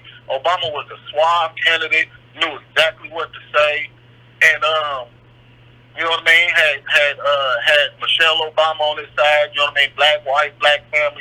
He was the upper echelon of what black excellence was. And then not only that, but like I'm not talking about his entire presidency, but Barack Obama's campaign was like the Dave Chappelle campaign run. Like everything he did was racially ambiguous. Like, yeah, we didn't even realize it. I did, but nobody. He was like, yeah, like when he ran, he was for change. Like that works for everybody. White folks thought that he was anti-establishment. The Latinos was like, yeah, Obama. The LGBT community was like, yeah, Obama, change. Even black folks, when we heard change, and he said, change you can believe in. Change you can believe in, sir. Not just change. Change you can believe in. Now continue. Right. And we thought he was about to flip the table for us. That's what we heard when he said change. We was like, Obama's gonna flip the table for black folks. Like he gonna come in. Even during his second term, like before his second term, everybody was like, okay, wasn't able to do anything his first term. But this change thing, he keeps saying that to us. You know what I mean? That means that second term, when he ain't got to worry about them white folks no more, he gonna flip the table for us. Turns out it didn't happen. Now you fast forward to Kamala Harris's campaign. People need to understand, when Obama ran, he was dang near squeaky clean. You, Kamala Harris, cannot come into this election with the record you have with black folks in California. You can't have that record and then run as a black woman, and then on top of that tell black folks you ain't gonna never do nothing for us. Like, that's instant failure. It's today's day. Like, you're not gonna be able to win off of that. You're right. And what are your thoughts? No, I think, but that's kind of why I said that she wasn't a good politician. Not only did she not have an agenda. Now, I don't think it would have worked. Obama's plan would have worked this term anyway. But I think that Obama was a much better politician. Like Obama had a way of going into a room and saying nothing and convincing everybody in the room he just said something for them. He was very careful with his words. I don't think everybody goes back. Go back and look at those tapes in like 2008, even 2007. Obama was very, very, very careful, almost methodical in terms of how he used language. He would never have given media that kind of sound bite of, no, I'm not going to sit here and say I'm going to do stuff for black people. He never would have given it. He would have said like, this, what I'm doing is good for black people. He would have talked about it in the affirmative as opposed to the negative. He never would have done that. She's not good in terms of this. And we saw it. Nobody else saw it. Absolutely. And like, I'm like, if, like you said, Obama probably wouldn't win today. Especially, as a matter of fact, I would say that part of the reason why Kamala Harris failed, it has a lot to do with Obama right now. Like, the things that Obama is saying right now kind of shot Kamala Harris in the foot. Like, his don't talk to, you know what I mean? You shouldn't, the way he's speaking about grassroots activists right now, and he's coming out and telling people, like, don't, like, it doesn't matter who's on the Democratic ticket, just vote Democrat. Like, these things, like, that doesn't bode very well for black folks today. We are way more aware politically than we were back then. So for you to come out and start telling people that, like, not only is Obama putting a bad taste in for black Americans in our mouth about Obama, but you also shoot the candidate that's supposed to be running in the foot as well, because now we like, shoot, all the things we voted for Obama for, Kamala Harris is trying to do the same thing, and here Obama is 4 or 5 years after he left the office. You know what I mean? Saying the things that he's saying now, like that don't sound like something I would want in the White House. Speaking for me. Yeah. So I do believe like a lot of it has something to do with him as well. Like Obama's not doing, like, he's not doing the Democratic Party or people like Kamala Harris or Cory Booker or anybody that's running right now a favor by the way he's speaking now, because you're dealing with a demographic that is way more aware politically than we were back in 2008, 2012. No, I agree. I don't have nothing to say, fam. I agree with you. We learned from Obama. We learned, and that was a good lesson. Not all of us. I don't even know if the majority of us, but enough of us to be like, nah, I see it coming. I see it coming this time. But you're not gonna get me caught up in the okie doke. I'm not falling for the banana in the tailpipe this time, ma'am. I'm not doing it no more. I'm not falling for it. And we decided enough of us decided that we're not falling for it to matter. So That's where we are. Thanks, fam. Let me go ahead and let another caller get in. I appreciate it. Try to take a couple more calls before we get out of here. I am going now to 843. 843. What's your name? Where you calling from? What's on your mind? How you doing, sister? Pretty good. How about yourself? My name is Jamel. I can barely hear you. I think some technical difficulties, but I hope you can hear me. I can hear you fine. Hello. Oh, okay. How you doing? First of all, I'd like to commend you and Tone for the job you're doing. I mean, you're putting out great information by the numbers, facts, and a lot of times people, they start their shows. Phone number, and I will return your call. Something else going on. All right. Hello. I'm sorry, fam. Something else going on with the call. Go ahead on. I'm sorry. Oh, okay. Like I was saying, I want to commend you guys because you're doing a great job getting the information out there. This is stuff that we've been saying for years. Some that know, but we couldn't put it together.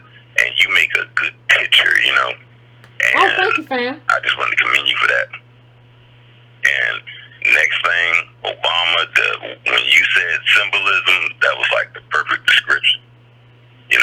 The categorize what he really was, because when he was a picture of sitting up there, I was like, oh man, a black man, and like the caller just said, oh yeah, something's gonna happen, had everybody excited, of course, but we learned our lesson on that, like you said. So now, when they throw a carbon copy up of Kamala Harris, now we know, hey, it sounds good, but it ain't the truth. I mean, your record alone, most black men wouldn't vote for her as soon as they hear prosecutor. What?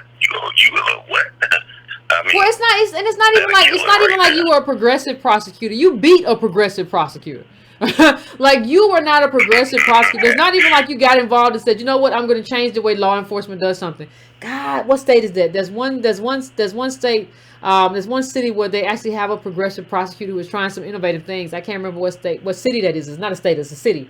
But I think, was it St. Louis? I can't remember. But you have progressive prosecutors who are trying to do things differently, in terms of incarceration. That wasn't Kamala, though. So you can't run on that either.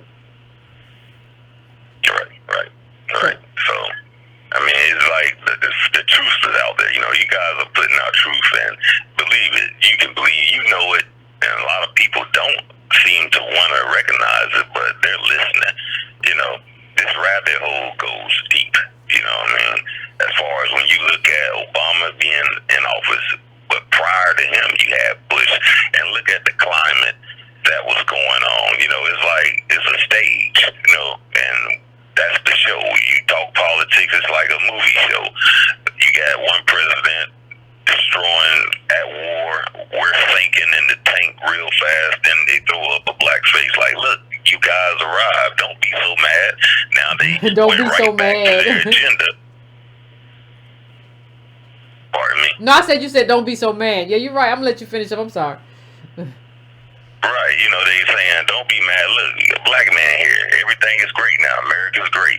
And then you got another guy coming, an old white man, true to the skin, talking about America's great. We're going to make it great again. But it seems like we catching the foot in our butt while America getting great again. Going back, everything's rolling back. They've been, like you say, Comcast and all that. That's, you know, what they've been doing to the civil rights ain't new. You know, and why they still got a clause saying you'll be a slave? That shouldn't even be in there.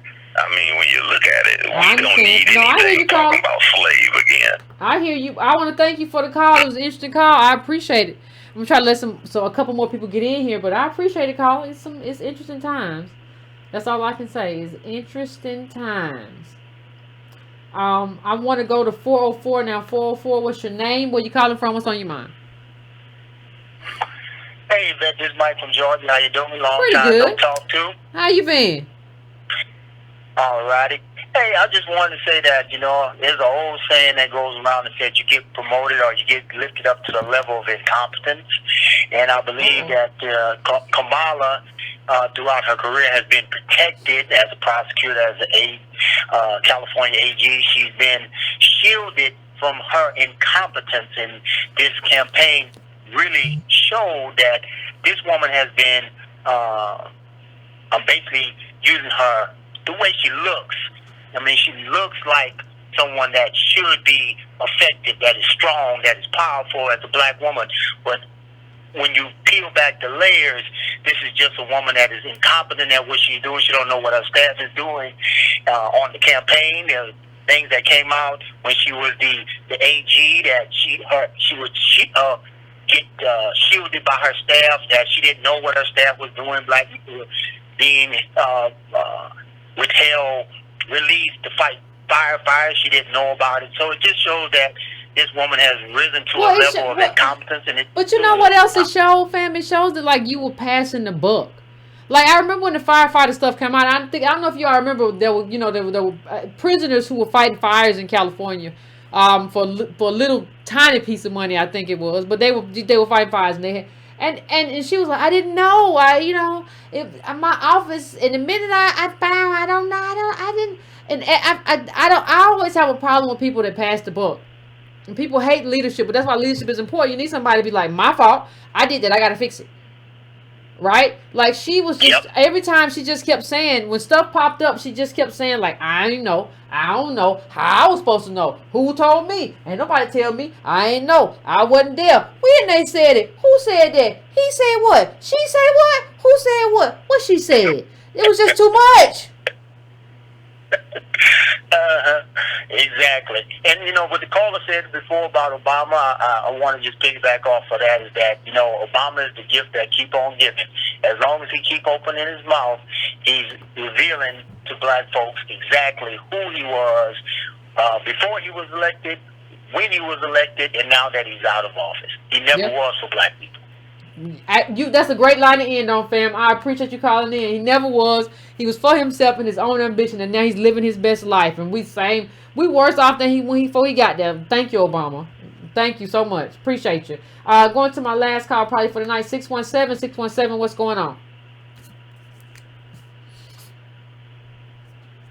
You there, 617? Hey, man, it's Reggie. What's happening? What's going on, Reggie? Hey, thank you for taking my call. I appreciate it. No problem. This is really interesting, and I think it's just so ironic that, you know, even though she's not, you know, ADOS, you know, she is, you know, a black woman technically, and it's just so ironic that, like, you have this black woman candidate who's not smart enough to galvanize other black women. It's like, you even see that Warren did a better job with that. You know, she had the little black woman round table. She comes out with, you know, specific policies. You know, even though it's a bait and switch and it falls short, you know, you see that she has that talent to actually galvanize it.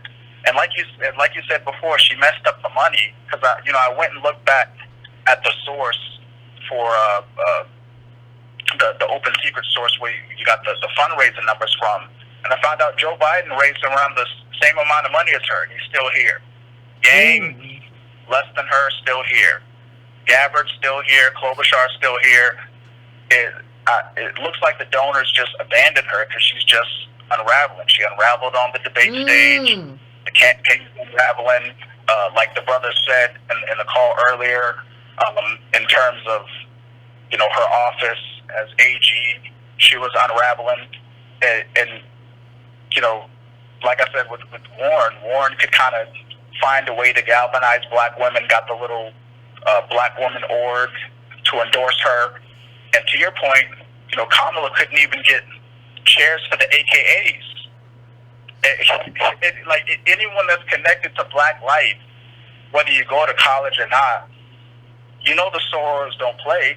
Like, they could have took her to Super Tuesday by herself, but she did, right? Yeah. But she's just not connected.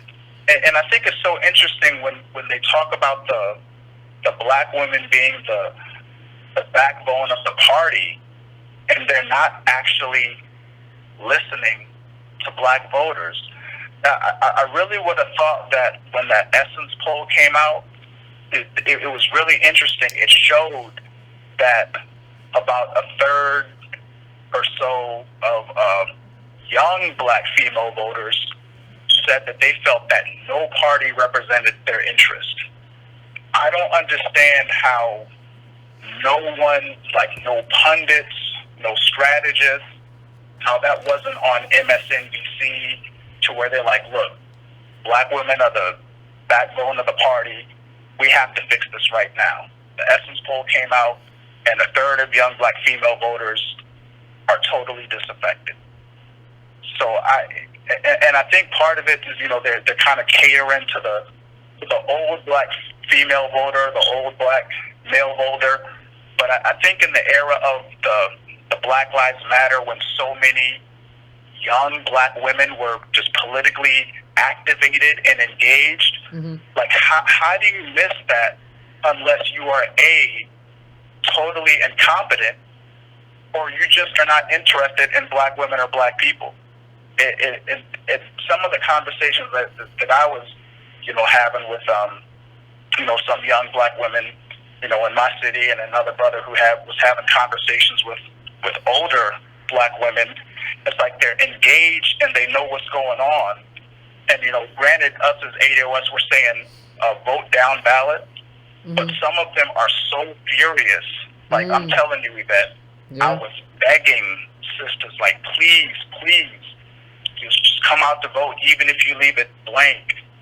They're like, I'm not coming. They got nothing for me. It's like, I really don't think that the party, it really has a pulse on how informed, engaged, and how furious. Well, Reggie, here's the thing. They don't, because part of the reason they don't do is because they're depending on black people who also don't have a pulse on the community, right? So they're depending on black people. So they think that the black people that they have, who they're paying, have a pulse. And they don't. They're depending on all the wrong black people. You got to come straight to the electorate. And like, we have done it right. We put a black, y'all ain't come to us. Y'all didn't come to the conference. Everybody at the conference would have told you what we need, what we want. But you didn't come. So I don't know what you're going to do. Bakari Sellers, Angela Rod, these people are not going to tell you anything about what it means or what it takes to get us out and vote for you. They're not going to tell you anything. They're going to lead you into a Trump re-election. You keep playing with them. Exactly.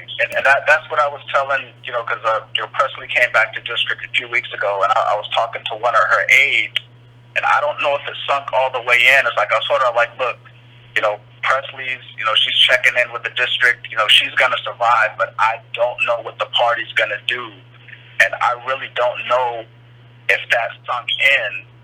And I just want to kind of end it with a question, but I kind of wanted to frame it first. I think that, you specifically, Yvette, that, you have to be acknowledged with predicting the first purge of the Negro Whisperers. They got so many folks out, when Obama came, and they started bringing in, they tried to, like I say, the intersectional bait and switch. They tried to bring in, Megyn Kelly, Greta Van Susteren over to MSNBC because they saw that this was moving to the right, and the Negroes ain't cooperating, and the Negro whispers can't whisper, so I'm gonna get them out of here. And I think what I see happening, and let me know if you agree, that there's a second purge coming, and it's coming to the black women in the pundit class. Because I think with Kamala Harris, this is our way back in. You know, they talking and they like black women are the backbone of the party, but they're not thinking about black women as the backbone of the party. They're thinking of themselves as these, neo-colonial puppets, in the media, towards like, I get my in, and now that Harris is gone, what do I need the black woman for on TV talking? Oh. And I guess my question, to you is, do you think that is part of the reason that, in particular, some of these black women pundits are so upset? And do you think that there is a specific purge coming to them in media should Trump get reelected? And how do you see, that playing out? Because you were right the first time. And so, I want to hear from the black woman that knows what she's talking about. Oh, thank you, Reg. I appreciate that. And I answer you offline. Here's what I say. But here's what I'll say, though. Thanks, Reg. I think that's definitely possible. Because that's what, the reason, what Reggie's talking about is way back when Obama was president, and he was on his way out. He was lamed up. I said, they're going to get rid of these Negroes everywhere. MSNBC, especially, but all around, they're going to get rid of these Negroes because they don't need them to interpret blackness anymore. Because what these Negroes were being used for was not serious commentary. They were used to, let me tell you what Obama is doing, and this is how black people think, and we're not a monolith, and that's what they were doing. It was just garbage. So what happened, like what they were saying was just awful. It was unserious dribble. And so I knew, like, they're going to get rid of these Negroes. If Obama, once Obama's gone, these people, either way, whether it's Hillary, if Hillary had gotten elected, we would have seen a bunch of Democrat white women. When Trump got elected, we see this Republican white woman at MSNBC, and it's all whitened out, like Reggie said. In terms of what happens now, Kamala's out, but you got all these black women still talking.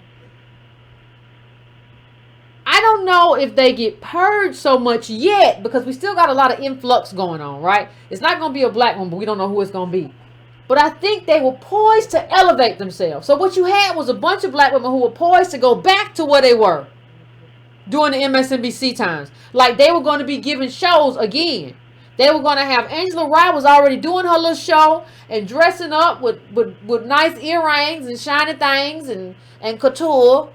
And she was already poised to kind of do a show, because she was doing that. Remember, she had Kamala in her living room or whatever, and she had somebody else. And so she had Castro, and so she was setting that up. That's a setup to do a show eventually, right? That's an audition. I think what happens is that you might still see her. You'll probably still see her. You'll probably still see a few of these people, but like, they were poised to elevate. That's what they wanted. They wanted to elevate up. They wanted to level up. The level up ain't happening. And then, we don't know how many times you're going to get called in to talk. You can still have a CNN contract or whatever, and like, it gets downside. You don't get called in very much. We don't really need to hear you very much. I think a lot of these black people will definitely survive until the election. Because they need that too. They need sometimes to have at least a couple around to have this back and forth. That's how they treat politics now. It's like a football game. Well, you said this. Well, you said that. Rah! As opposed to like a serious conversation. But you may see fewer of them, right? And you definitely won't see them leveling up. And there's a difference too in terms of whether Trump gets reelected or whether we have a Democrat get elected. That too will determine who gets to stay and who gets to leave, right? And I think, maybe I might do a show about that at some point and talk about who I think, just do it one by one in terms of who I think stays and who I think leaves. But let me just get a little bit, let's get past these primaries. Then I'll have a better assessment in terms of where I think this thing is going to go. It's going to get interesting though. It's going to get real interesting.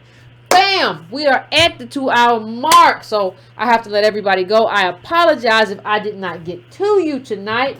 I am sorry. I know some of you all waited on the lines. I sincerely apologize, but can't get to everybody. It's just the way it goes sometimes. But thank you, fam. It's going to be interesting, though, who gets to stay and who gets to talk. Especially since we know they're not talking for us. So I think it's interesting. I think that's a very interesting question, Reggie. That's a very, very interesting question. Very, very interesting. Very, very. So I want to thank everybody for this evening. Please make sure before you go. Oh, let me make sure I do this before you go. Hit that like button like it's going, like you hitting the lights, turn the lights out. Smash that doggone bell. Hit that bell for me so that if you're not getting notifications, you get notifications. Please check to it. Make sure that you still subscribe and you're still set to get notifications because it's some funny business sometimes. So please check that for me. I would appreciate it. Hit that like button, subscribe, the bell. If you want to donate, as always, you go to donatebrown.com or you can go to patreon.com/WattCarnell. All of that good stuff you can do. Subscribe to brown.com. There's no money in. You just add your email, email to the list or whatever, and I would appreciate it. So please do that. But please hit the like button before you go. If you are there and you are in the chat right now, please hit that like button for me.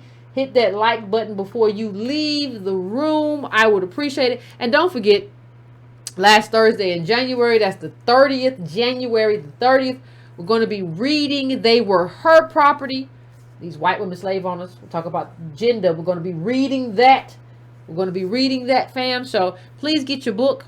You have more than enough time this time around. More than enough time to do what you got to do. More than enough. Share the video. Tweet it out. Have conversations about it. Because we're trying to grow what we do. And we've had a phenomenal year. We have to talk about that as we come to the close of the year. How phenomenal this year was. We have to do a recap. But that's another thing. Fam, this Kamala stuff. Finish your libation. You're going to need some libation to finish thinking about this thing. It is really something how that thing just fell apart. Collapsed. The collapse. Somebody needs to do an episode. But anyway, fam, finish your libation. Go to bed. It's midnight. What are you doing up so late? I'll see you next time, fam. Be easy.